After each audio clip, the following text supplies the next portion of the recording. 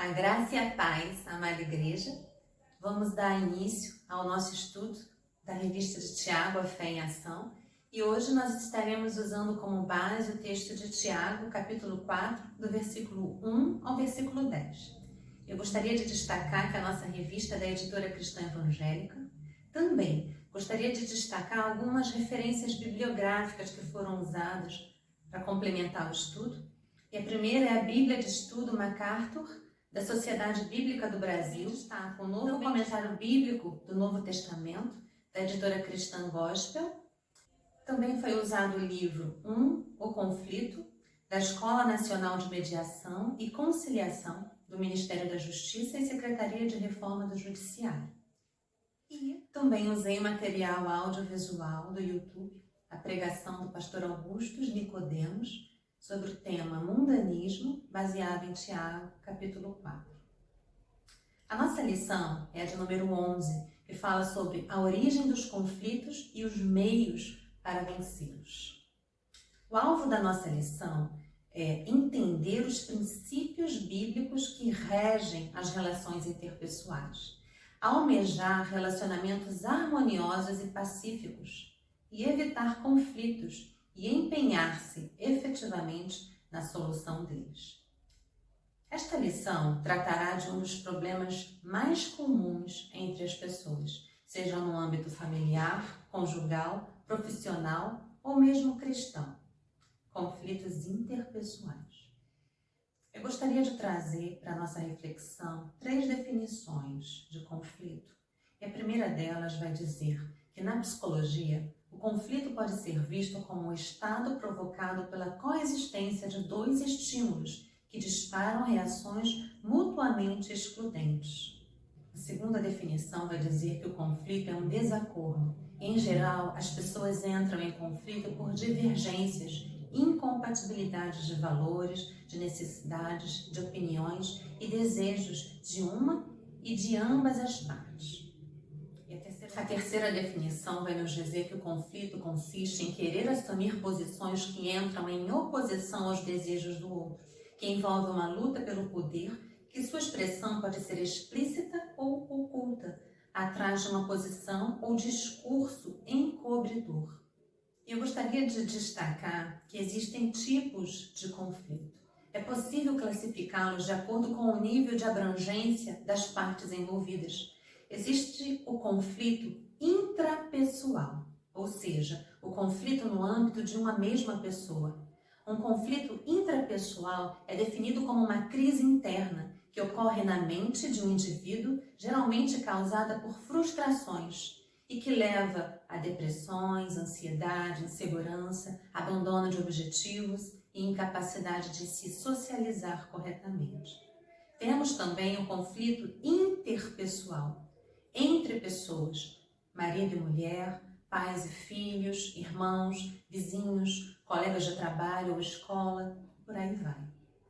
Temos ainda o conflito intragrupal, dentro de um grupo, por exemplo, dentro de uma equipe de trabalho. E temos o conflito intergrupal, entre grupos, por exemplo, grupos partidários, grupos políticos. Então, são estas as definições dos tipos de conflito. É importante observar que nem sempre o surgimento do conflito está associado a questões objetivas e claras, como, por exemplo, 2 homens com fome disputando um único alimento disponível. Muitas vezes o conflito surge a partir de percepções diferentes dentro de um relacionamento. As compreensões da realidade são parciais e, em geral, ocorrem em um contexto de falha na comunicação. Notem como é importante estarmos prontos para dialogar, para conversar, para expor aquilo que também estamos sentindo, para comunicar. Assim, embora a manifestação objetiva do conflito seja importante, há que se considerar também os fatores subjetivos que acompanham o desenvolvimento de um conflito. Para uma adequada ilustração dessa afirmativa, Durt Morton associou as manifestações do conflito explícito e oculto à imagem de um iceberg no mar. A parte submersa seria o conflito latente, enquanto que a parte visível do iceberg, o conflito aparente. Para o autor, nenhum conflito é como se apresenta na superfície, sendo a parte oculta muito maior do que a parte visível. Conforme indicado na metáfora do iceberg de Norton Deuce, apenas uma pequena parte do conflito aparece em sua manifestação. Ao tomar o conflito apenas pela sua parcela aparente, as alternativas de resolução do conflito se tornam muito limitadas pela falta de conhecimento do que é oculto, do que está latente. Há que se romper com a dualidade para a compreensão das necessidades de cada participante do conflito. Para tanto, o conflito não pode ser conhecido apenas na sua pequena parte aparente. Por isso, o diálogo se faz necessário. Na área jurídica, cada vez mais os mediadores de conflitos estão se fazendo presentes. São conciliadores que são designados para ouvir as partes que divergem para que ambas cheguem ao entendimento e, com isso, processos longos e muitas vezes dolorosos são evitados. No estudo de hoje, veremos que Tiago nos traz de forma prática e relevante orientações sobre as origens das guerras e contendas, sobre o que a igreja tem feito que está desagradando a Deus e mostra a solução para o problema. Como um bom conciliador, Tiago é usado pelo Espírito Santo de Deus, nos apresenta o caminho da reconciliação com Deus, o caminho que agrada o coração de Deus. E no tópico primeiro da nossa revista, nós vamos ver a origem dos conflitos, que está em Tiago, no versículo 1 do capítulo 4. Quanto à origem dos conflitos interpessoais, Tiago inicia sua argumentação fazendo uma pergunta e respondendo-a por meio de uma outra pergunta. E está lá no versículo 1 do capítulo 4. Vai nos trazer a seguinte reflexão sobre esta frase: guerras e contendas entre vós. Estas coisas acontecem dentro da igreja, entre pessoas. Não se trata de conflitos interiores, individuais, ou como aprendemos hoje, intrapessoais. Guerras referem-se a conflito geral. Contendas referem-se a manifestações específicas. A discórdia na igreja não acontece por desígnio de Deus. Em Filipenses 1:27 podemos ver: vivei, acima de tudo, de modo digno do Evangelho de Cristo, para que, ou indo ver-nos, ou estando ausente, ouça no tocante a vós outros, que estáis firmes em um só espírito, com uma só alma, lutando juntos pela fé evangélica. João 13:34 nos diz: novo mandamento vos dou, que vos ameis uns aos outros, assim como eu vos amei, que também vós ameis uns aos outros. Nisto conhecerão todos que sois meus discípulos, se tiverdes amor uns aos outros. A discórdia resulta na mistura do joio, falso cristão, com o trigo, pessoas redimidas, que formam a igreja. E aí eu complemento dizendo que o trigo, se não tiver vigilância, pode abrir espaço para a contaminação com os manjares oferecidos pelo mundo. Quando não há vigilância e obediência à palavra de Deus, brechas são abertas. No capítulo 3 da Epístola de Tiago, que nós já estudamos, podemos ver claramente duas forças aliadas aos conflitos interpessoais. A língua descontrolada, está lá em Tiago 3, do 1 ao 12, e a sabedoria terrena, Tiago 3, do 13 ao 18. A primeira, que é a língua descontrolada, ela incendeia, ela destrói, ela contamina, ela envenena, ela amaldiçoa. E a segunda, que é a sabedoria terrena, é moradia de inveja, de amargura, de facção, de vanglória, de mentira e de confusão. Estas duas forças andam de mãos dadas ao que Tiago chama de guerras e contendas, ou batalhas de uma guerra. De onde procedem guerras e contendas que há entre vós? O próprio Tiago responde: de onde, senão dos prazeres que militam na vossa carne? Em um estudo do pastor Augusto Nicodemos sobre o mundanismo, baseado em Tiago 4, ele nos diz sobre esse militar na vossa carne. Militar é um verbo que Tiago tirou da linguagem de guerra. São prazeres que fazem guerra na vossa carne. Carne aqui não deve ser entendida como um tecido que cobre nosso esqueleto, mas se refere à nossa existência mundana como um todo, a nossa existência aqui neste mundo. A nossa existência é marcada pelo pecado. Acrescento que a entrada do pecado na existência humana está registrada em Gênesis, capítulo 3. Nossa existência passou a ser assaltada por prazeres. Alguns destes prazeres, eles são positivos e são prazeres lícitos.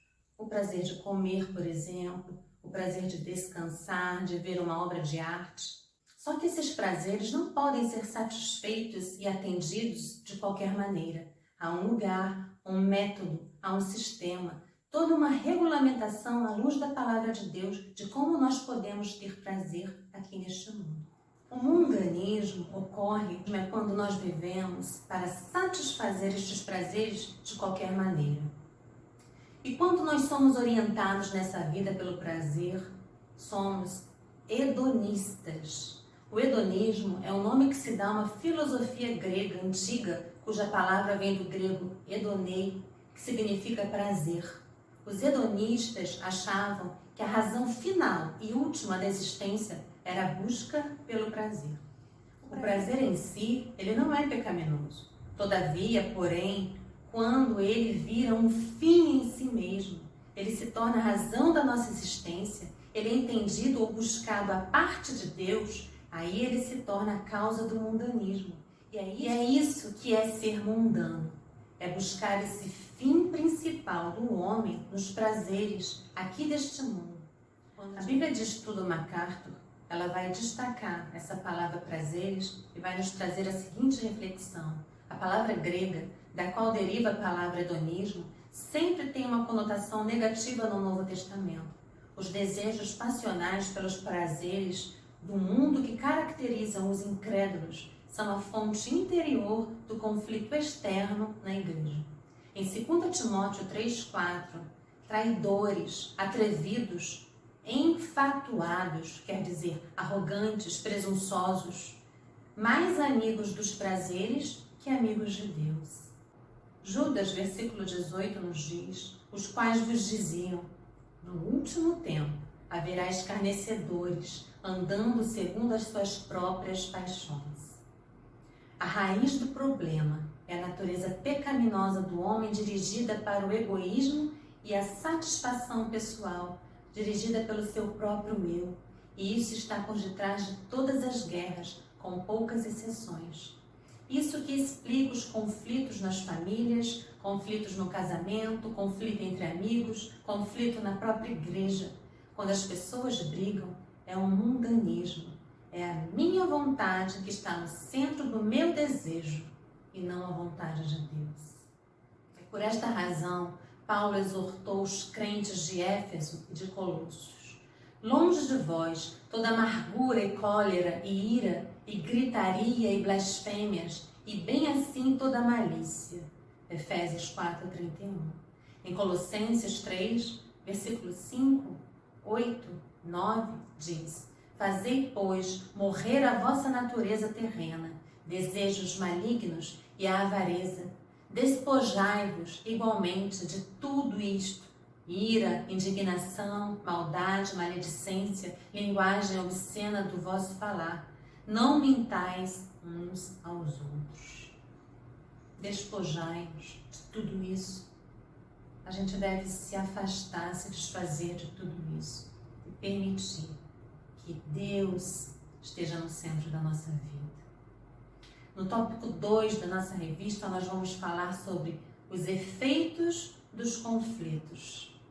Baseados na natureza pecaminosa, os conflitos se desenvolvem, causando efeitos danosos ao ser humano. Como podemos ver em Tiago 1,15, então a cobiça, depois de haver concebido, dá à luz o pecado. E o pecado, uma vez consumado, gera morte. Jesus também nos orienta em Marcos 7, 14 ao 23, que o que contamina externamente o homem provém primeiramente, de uma contaminação interna. Os conflitos entre os leitores de Tiago geraram pelo menos 4 efeitos. O primeiro, frustração espiritual. Tiago 4, do 2 ao 3. Cobiçais e nada tendes, matais e invejais e nada podeis obter. Viveis a lutar e a fazer guerras, nada tendes, porque não pedis. Pedis e não recebeis, porque pedis mal, para esbanjares em vossos prazeres. As pessoas que estão no mundo, aqui representadas pelo hedonistas, estão longe do centro da vontade de Deus. E muitas dessas pessoas são capazes de fazer qualquer coisa para obter o prazer, para obter aquilo que elas acham que merecem. São pessoas dispostas a lutar e a fazer guerra. Seus corações estão tomados pela inveja, pela ira. São pessoas mesquinhas, manipuladoras, mentirosas. Estão sempre envolvidas em contendas. Estão sempre presentes na roda dos escarnecedores. Mas atentem, que Tiago aqui está escrevendo para a igreja, para mim e para você. Como nós, enquanto cristãos, estamos nos comportando, estamos nos relacionando. Nós estamos sendo exemplo e agradando ao coração de Deus? Ou nós seríamos como esta igreja e muitos que estavam nesta igreja que Tiago está exortando através desta passagem, deste estudo? Que Deus possa ministrar aos nossos corações para a nossa reflexão no dia de hoje. Matais aqui pode ser considerado como o resultado final de desejos frustrados. O ódio, a raiva, a amargura que podem levar a este ato. No que resultam cobiça, violência, contenda, avareza, senão em improdutividade de vida? Tiago afirma que os conflitos não levam a nada e a lugar algum. Nada tendes, nada podeis obter e não recebeis. Paulo escreveu em Gálatas 6, do 7 ao 8, porque o que o homem semear, isso também colherá. Quem semeia para a sua carne, da carne colherá destruição. No plano espiritual, conflitos nada produzem. Conflitos não levam a lugar algum, a não ser a gastar a nossa energia, a nossa força, com aquilo que vai nos afastar do centro da vontade de Deus. Como aquele iceberg que muitas das vezes aquilo que está gerando situações que não têm agradado a Deus, que estão submersas, que nós possamos apresentar para Deus, deixar emergir, arrancar, colocar para fora, apresentar a Deus aquilo que tem nos incomodado, aquilo que tem nos entristecido. Conflitos não produzem frutos para o reino, pelo contrário, nos afastam do centro da vontade de Deus.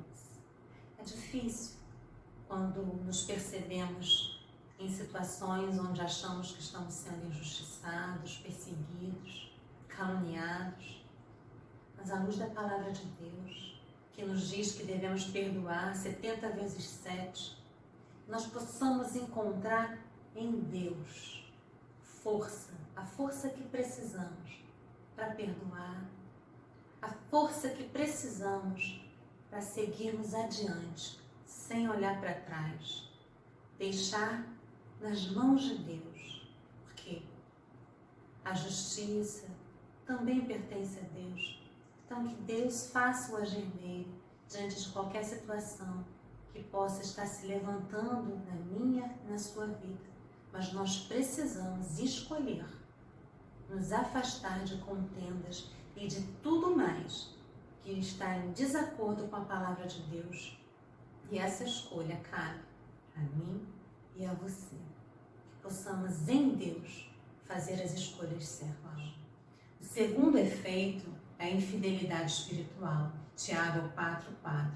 Infiéis, Não compreendeis que a amizade do mundo é inimiga de Deus? Aquele, pois, que quiser ser amigo do mundo, constitui-se inimigo de Deus. Na Bíblia de Estudo MacArthur, infiéis é uma descrição metafórica, figurada da infidelidade espiritual. Marcos 8,38 nos diz: porque qualquer que, nesta geração adúltera e pecadora, se envergonhar de mim e das minhas palavras, também o Filho do Homem se envergonhará dele, quando vier na glória de seu Pai com os santos anjos. Essa expressão infiéis teria sido especialmente familiar para os leitores judeus de Tiago, uma vez que o Antigo Testamento muitas vezes descreve a nação infiel de Israel como uma prostituta espiritual. Oséias 9:1. Tiago, ele escreve e ele tinha em vista os cristãos professos que estavam associados exteriormente com a igreja, mas guardavam no íntimo um afeto profundo pelo sistema maligno do mundo. Os conflitos expressam a influência ativa da natureza pecaminosa, que mostra tanto o padrão como os princípios e valores mundanos. Em outras palavras, os conflitos concordam com o mundo e se rebelam contra a santidade de Deus. Por esta razão, Tiago chama de infiéis. O termo corresponde a uma pessoa adúltera, aludindo à infidelidade a Deus. O terceiro efeito, inimizade espiritual, ainda no versículo 4. E aí eu destaco a palavra amizade. Aparecendo somente aqui no Novo Testamento, a palavra grega descreve o amor no sentido de uma forte ligação emocional. Aqueles que têm um desejo profundo e íntimo pelas coisas do mundo dão evidência de que não são redimidos. E agora destacamos a frase inimigos de Deus, que é uma consequência inevitável da amizade com o sistema maligno que há no mundo. A dura verdade de que os incrédulos são inimigos de Deus é ensinada ao longo de toda a Escritura. Romanos 8, do 5 ao 7 nos diz: porque os que se inclinam para a carne cogitam das coisas da carne, mas os que se inclinam para o Espírito, das coisas do Espírito. Porque o pendor da carne dá para a morte, mas o do Espírito para a vida e paz. Por isso, o pendor da carne é inimizade contra Deus, pois não está sujeito à lei de Deus, nem mesmo pode estar. Me chamou a atenção o estudo do pastor Augusto de Nicodemos, quando ele diz que Deus com frequência frustra os desejos do mundo. Até quando eles conseguem o que desejam, eles não estão satisfeitos. Nunca é o suficiente. O coração deles sempre está querendo mais, por isso são pessoas conflituosas, uma pessoa que provoca rixas, contendas, discussões. O mundanismo tem sido a fonte de todos os problemas que encontramos na igreja, nas famílias, no casamento. É o egoísmo em busca da satisfação dos prazeres pessoais. Vejam com que seriedade Tiago trata este assunto. Em Romanos 5, do 10 ao 11 nos diz: porque se nós, quando inimigos, fomos reconciliados com Deus mediante a morte de seu Filho, muito mais, estando já reconciliados, seremos salvos pela sua vida. E não apenas isto, mas também nos gloriamos em Deus por nosso Senhor Jesus Cristo, que por intermédio de quem recebemos agora a reconciliação. Amém. O quarto efeito do conflito é a insensibilidade espiritual.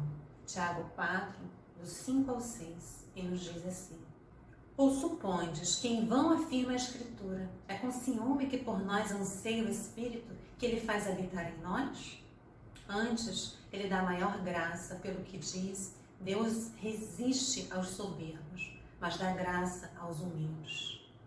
E eu destaco essa frase: afirma a Escritura. Uma forma comum no Novo Testamento de introduzir uma citação do Antigo Testamento, como por exemplo em João 19:37. E outra vez diz a Escritura. No entanto, a citação que segue não é encontrada como tal no Antigo Testamento. É uma combinação dos ensinos gerais do Antigo Testamento. E agora a frase: é com ciúme que por nós anseia o Espírito. Existem duas linhas de interpretação em relação ao entendimento deste versículo. A primeira linha de entendimento seguirá o que o pastor MacArthur vai nos dizer em sua Bíblia de Estudo. Essa expressão difícil é mais bem entendida quando se considera o Espírito como uma referência não ao Espírito Santo, mas ao espírito humano, que se traduz a frase com ciúme e anseia, no sentido negativo de cobiça e inveja. O que Tiago diz é que o espírito incrédulo, seu ser interior, é inclinado para o mal. Em Provérbios 21:10, podemos exemplificar: a alma do perverso deseja o mal, nem o seu vizinho recebe dele compaixão. E a outra linha de entendimento pode ser vista no comentário bíblico do Novo Testamento, que vai trazer a seguinte orientação: é muito provável que ciúme nesse versículo se refira ao zelo de Deus por seu povo, um conceito comum no Antigo Testamento e uma ideia que condiz com o texto. A amizade com o mundo, mencionada no versículo 4, naturalmente despertaria ciúmes de Deus. Mas esse mesmo comentário também irá complementar essa explanação, reforçando o que diz o pastor MacArthur e outros historiadores. No entanto, a expressão "o espírito que em nós habita" também poderia indicar o espírito humano. Então, neste caso, o ciúme seria o desejo cobiçoso das pessoas. E agora, no versículo 6, destacamos a frase: antes ele dá maior graça. O único raio de esperança nas trevas espirituais do ser humano é a graça soberana de Deus, a única que pode resgatar o homem da sua propensão à luxúria pelas coisas malignas. O fato de que Deus concede maior graça mostra que a sua graça é maior do que o poder do pecado, da carne, do mundo, de Satanás. Em Romanos 5:20 nos diz: sobreveio a lei para que avultasse a ofensa, mas onde abundou o pecado, superabundou a graça. A citação revela quem obtém a graça de Deus. São os humildes e não os inimigos soberbos de Deus. Em Provérbios 3:34 nos diz: certamente ele escarnece dos escarnecedores, mas dá graça aos humildes. Em 1 Pedro 5, versículo 5 nos diz: rogo igualmente aos jovens, sede submissos aos que são mais velhos, outro sim, no trato de uns com os outros, cingi-vos de todos de humildade, porque Deus resiste aos soberbos, contudo, aos humildes concede a sua graça. A graça de Deus é maior do que as nossas paixões, só que Deus não dá essa graça a todos, Ele dá essa graça aos humildes. Deus resiste aos soberbos, aos arrogantes, aos autossuficientes, mas os que se aproximam de Deus com humildade, com o coração sincero e arrependido, receberão essa graça poderosa para poder vencer o mundanismo. Um exemplo bem forte de um personagem da Bíblia que não resistiu às investidas do inimigo e deu espaço em seu coração aos desejos da carne foi o rei Davi. Davi pecou de formas diversas. Ele adulterou, ele matou, ele armou uma emboscada para um de seus soldados. Mas no Salmo 51 podemos ver que Davi se arrependeu. Davi abre o seu coração com sinceridade e com humildade diante de Deus. Ele reconhece os seus pecados e os seus erros. Compadece-te de mim, ó Deus, segundo a tua benignidade e segundo a multidão das tuas misericórdias, apaga as minhas transgressões. Cria em mim, ó Deus, um coração puro e renova dentro de mim um espírito inabalável. Davi, rei de Israel, reconhece seu erro e se apresenta a Deus com um coração sincero, arrependido e com toda a humildade. E Deus ouve a sua oração. Por isso ele é tido como um homem segundo o coração de Deus. Como nós estamos nos apresentando diante de Deus? Estamos sendo verdadeiros e sinceros? Deus é onisciente, é onipresente. Ele sabe aquilo que está no profundo do nosso coração. De uma forma simbólica, como o iceberg que nós vimos, aquela ilustração onde a grande parte do gelo está submerso na água, mas Deus, com sua onipresença e onisciência, Ele consegue ver, Ele consegue enxergar o iceberg no seu todo. Que nós possamos lembrar disso, que Deus, Ele nos conhece no mais profundo do nosso íntimo e do nosso ser. E que, ao olhar para mim e para você, que Deus possa estar se agradando e que Ele possa estar nos dando a sua graça. O terceiro tópico da nossa revista vai falar sobre as soluções para os conflitos. Após tratar da origem e dos efeitos dos conflitos, Tiago passa a oferecer a solução para tais problemas.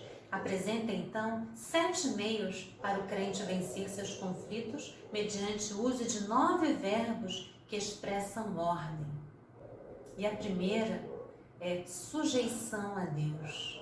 Tiago 4, versículo 7. Sujeitai-vos, portanto, a Deus, resisti ao diabo, e ele fugirá de vós. Primeira ordem, sujeitai-vos. Sujeitai-vos é alinhar-se sob. A palavra usada como referência a soldados sob a autoridade de seu comandante. No Novo Testamento, descreve a submissão de Jesus à autoridade de seus pais.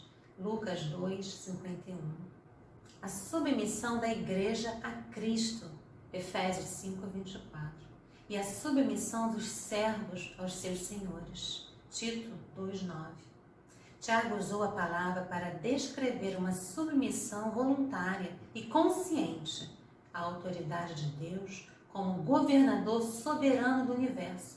Uma pessoa realmente humilde será leal a Deus, obedecerá às suas ordens e seguirá a sua liderança. Em Mateus 10, 38 nos diz: e quem não toma a sua cruz e não segue após mim, não é digno de mim. Sujeitar-se ao Senhor também implica revestir-se de toda a armadura de Deus, uma imagem que inclui tudo, desde depositarmos nossa fé nele a mergulharmos na verdade da palavra de Deus. Efésios 6, do 11 ao 18. E a segunda ordem é resistir. Resistência a Satanás. Tiago 4, ainda no versículo 7. Resistir ao diabo e ele fugirá de vós. Resistir, literalmente, significa manter uma posição firme contra. Todas as pessoas estão sob o senhorio de Cristo ou sob o senhorio de Satanás. Em Efésios 2, 2 nos diz: nos quais andaste outrora, segundo o curso deste mundo, segundo um príncipe da potestade do ar, do espírito que agora atua nos filhos da desobediência. Em 1 João 3, 8 nos diz: aquele que pratica o pecado procede do diabo, porque o diabo vive pecando desde o princípio. Para isto se manifestou o Filho de Deus, para destruir as obras do diabo. Em 1 João 5, do 18 ao 19 nos diz: sabemos que todo aquele que é nascido de Deus não vive em pecado, antes, aquele que nasceu de Deus o guarda, e o maligno não lhe toca. Sabemos que somos de Deus e que o mundo inteiro jaz o maligno. Aquele que transfere sua lealdade de Satanás para Deus, ou seja, aquele que se converter dos seus pecados, se arrepender, se humilhar e clamar a Deus, se entregar a Deus verdadeiramente, estes verão que Satanás fugirá deles. É preciso resistir a qualquer tentação que o inimigo lançar em nosso caminho. Então, o maligno não terá outra escolha, ele fugirá, pois pertencemos ao exército do Deus vivo, Cristo Jesus.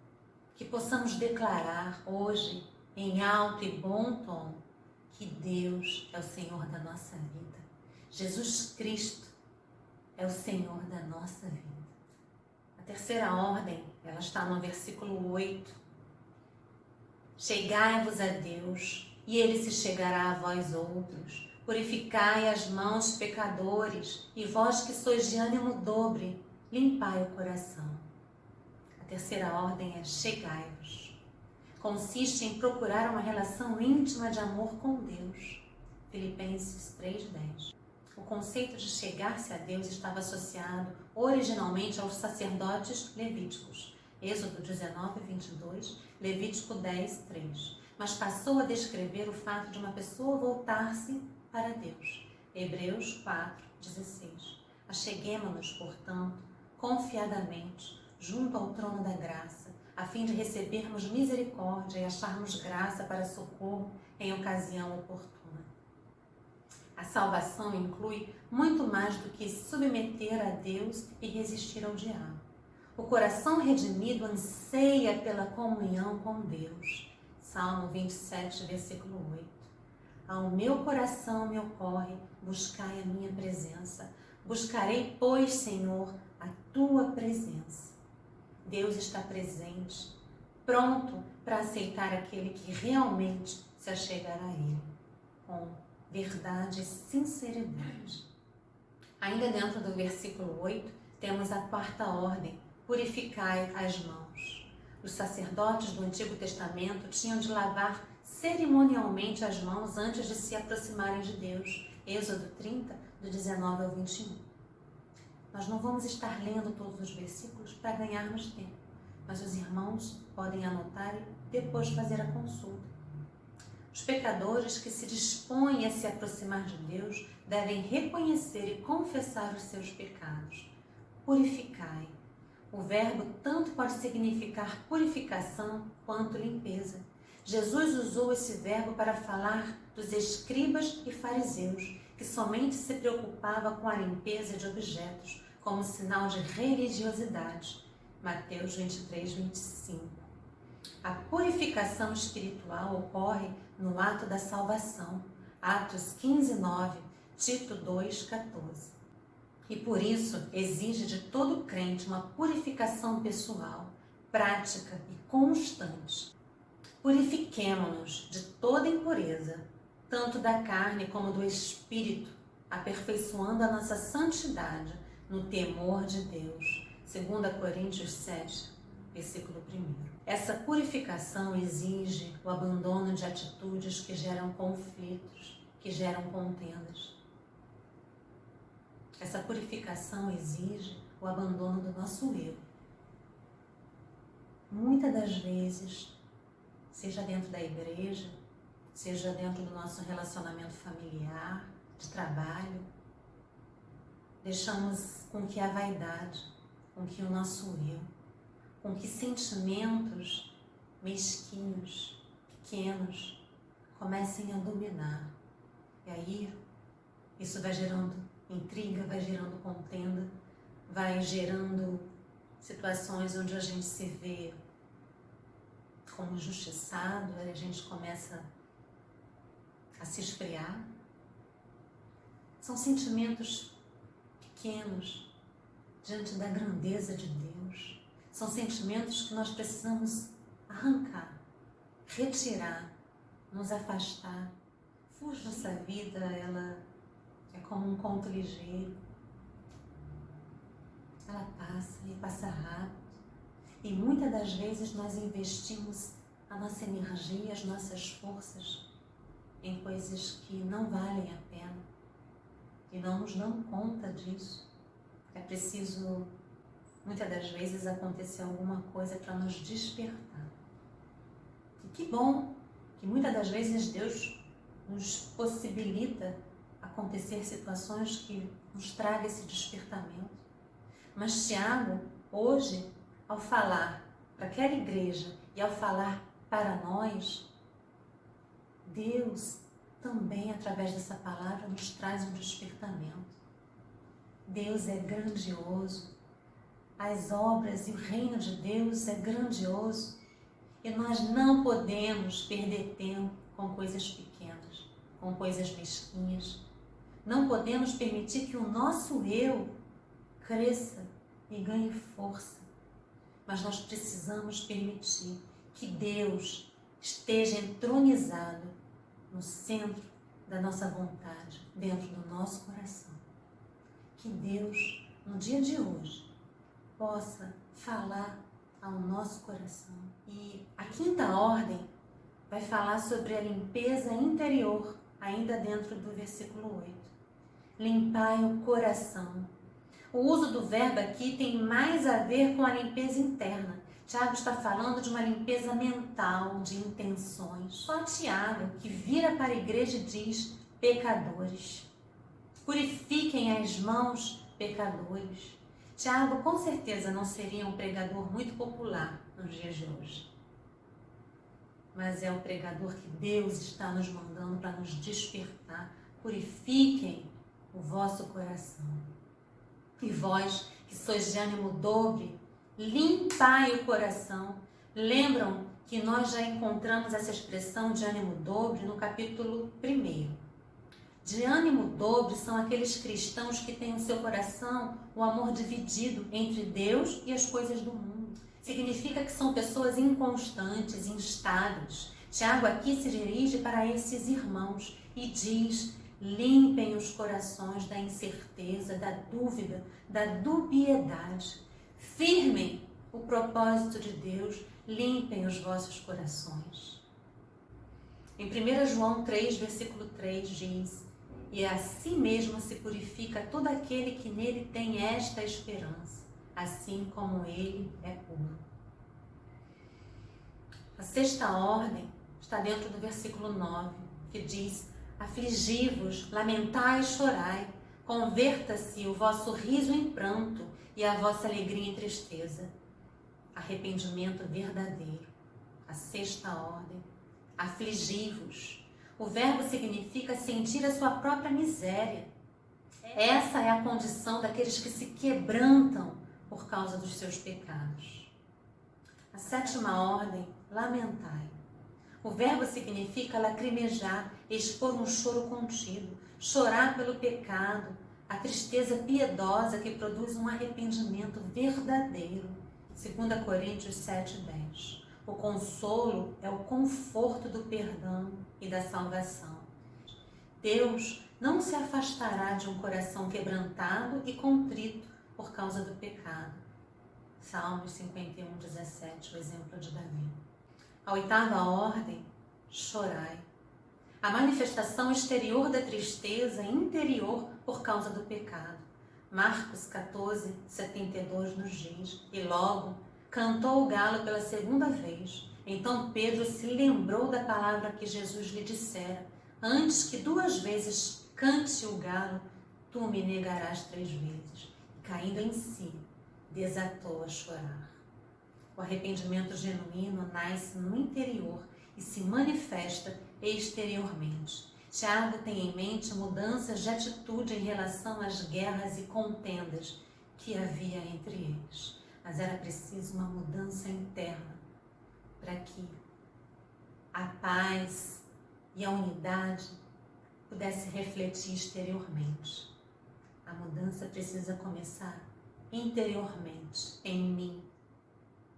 Nona ordem, humilhação perante Deus. Tiago 4:10. Humilhai-vos na presença do Senhor e Ele vos exaltará. Humilhai-vos. A ordem deste verbo, tal como do primeiro desta lista, exige comportamento passivo.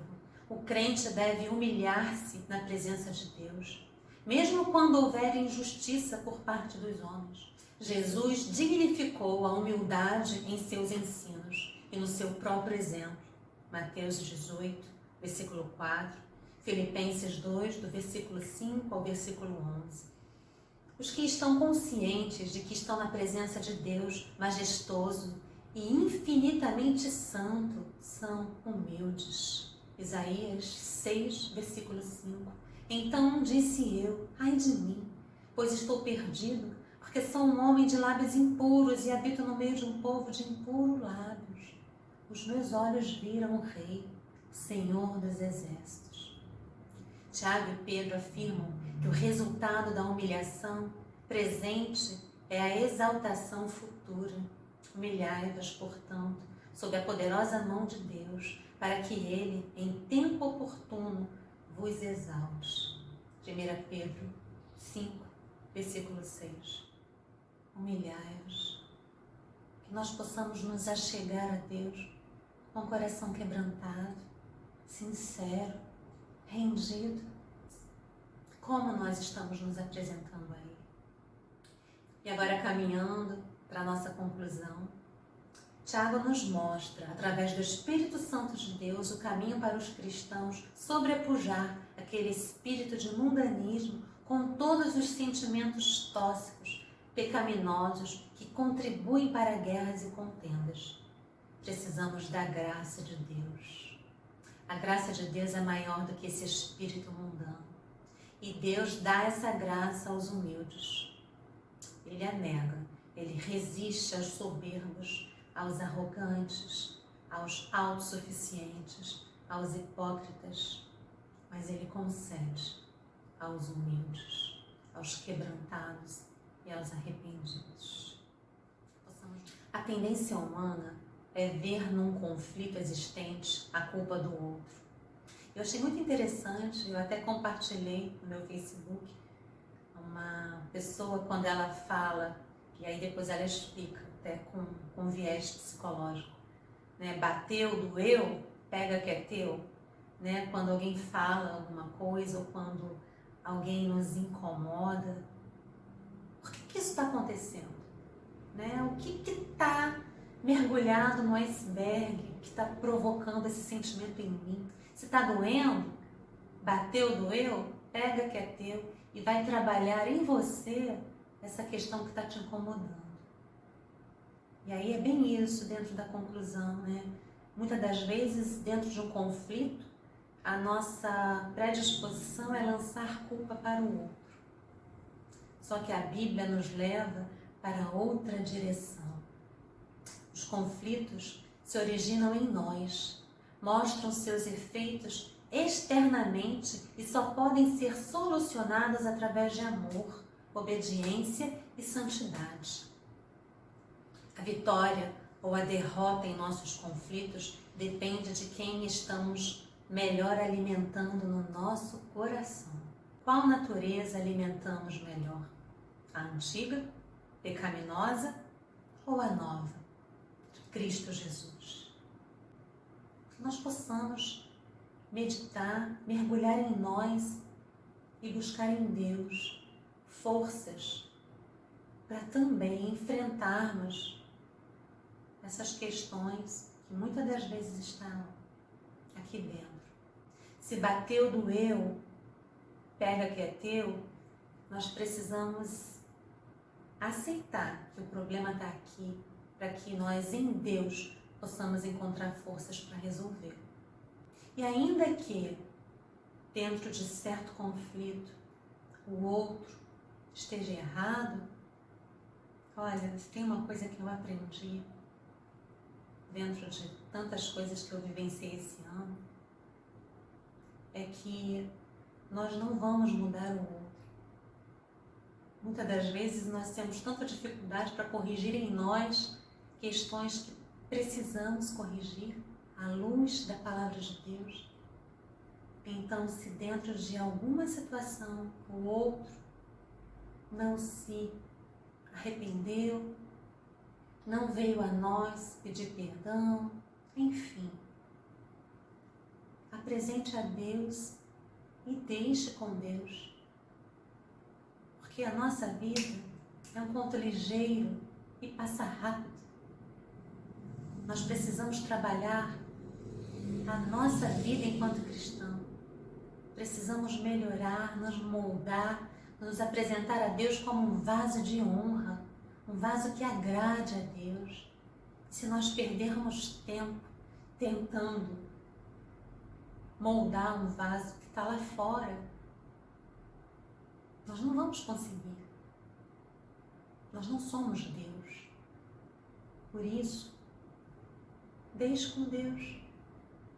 Mas que busquemos em Deus forças para trabalhar aquilo que nós podemos trabalhar em nós. Por isso, a vitória ou a derrota em nossos conflitos depende de quem nós estamos melhor alimentando no nosso coração. Eu gostaria de concluir o estudo de hoje fazendo a leitura que foi sugerida na nossa revista como leitura diária, que encontra-se em Efésios 4, do versículo 25 ao versículo 32. Pelo que deixai a mentira e falai a verdade, cada um com o seu próximo, porque somos membros uns dos outros. Irai-vos e não pequeis.